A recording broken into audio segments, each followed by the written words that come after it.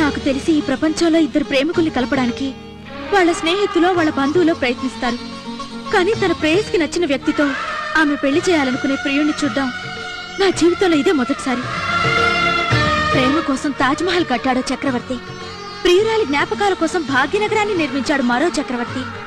కానీ ప్రేయసి కోసం జీవితాన్నే శిథిలం చేసుకున్నా నీలాంటి ప్రేమికుడి చరిత్ర ఏ పుస్తకంలోనూ దొరకదు.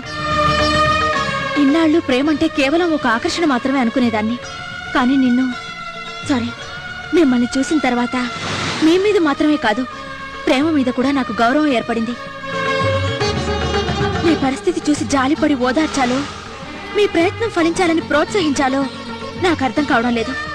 కానీ ఒక్కటి మాత్రం గుర్తుంచుకోండి, ఇక ముందు మీకే సహాయం కావాలన్నా చేయడానికి నేను సిద్ధంగా ఉన్నాను. థాంక్యూ. ఆ రెండు కుటుంబాలకి నేను మనవని కాదన్న విషయం ఇంకొన్నాళ్ళ పాటు ఎవ్వరికీ తెలియకూడదు. నాకు తెలిసిపోయిందిరా.